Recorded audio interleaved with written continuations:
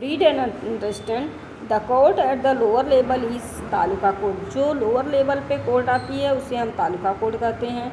Such courts are called trial court. ऐसे court को हम ट्रायल कोर्ट कहते हैं, यानी तालुका कोर्ट को हम ट्रायल कोर्ट भी कहते हैं। District courts are above taluka court. जो डिस्ट्रिक्ट कोर्ट होता है वो तालुका कोर्ट के ऊपर होता है।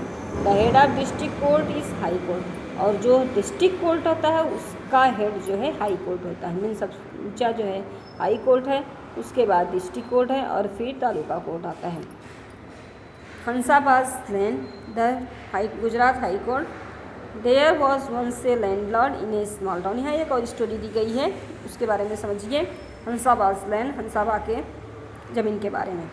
There was once a landlord in a small town. एक छोटे से कस्बे में एक जमींदार रहता था। whom everyone was afraid of, जिससे प्रत्येक लोग डरते थे। he owned a majority of land area in the town।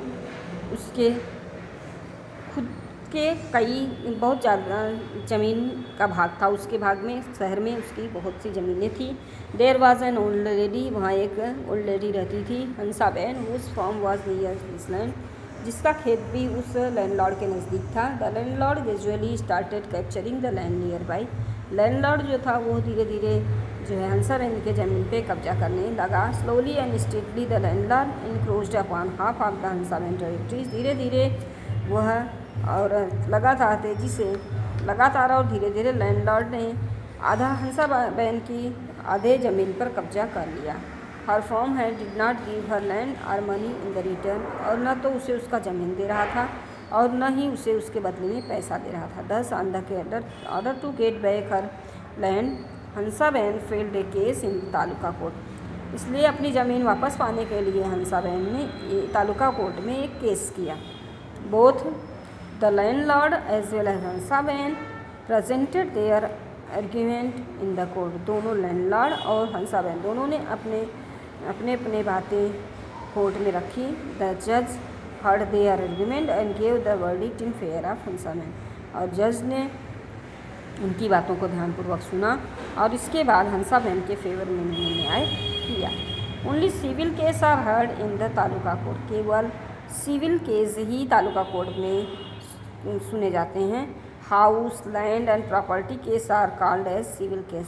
ज़मीन से संबंधित, घर से संबंधित या प्रॉपर्टी से संबंधित जो केस होते हैं उसे हम सिविल केस कहते हैं। ई people do not get justice in taluka court they can appeal to the district court. अगर लोगों को तालुका कोर्ट में न्याय नहीं मिलता है तो वो डिस्ट्रिक्ट कोर्ट में अपील कर सकते हैं। High court. The highest court in our country is supreme court. हमारे देश की सबसे बड़ी कोर्ट है वो सुप्रीम कोर्ट है।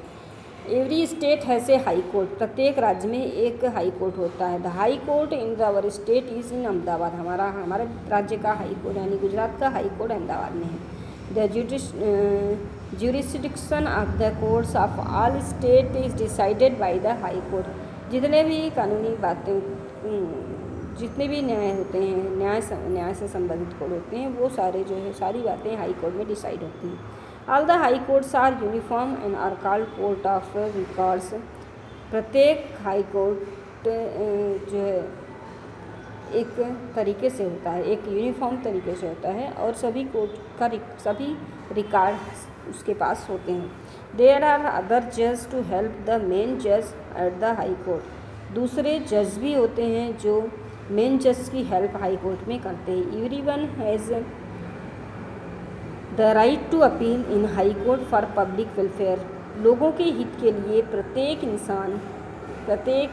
नागरिक को अधिकार दिया गया है कि हाई कोर्ट में अपील कर सकता है। However if anyone appeals for the wrong reason and wastage the courts times he could be punished. यदि कोई व्यक्ति गलत वजह से या फिर कोर्ट का टाइम वेस्ट करता है, अपील करता है, तो उससे चाहे वो जो भी हो उसे पनिश्ड किया जाता है। यानी जो भी कोर्ट का बिना किसी वजह के और कोर्ट का टाइम वेस्ट करता है अपील करके, तो उसे जो है पनिश भी किया जा सकता है। Things to no.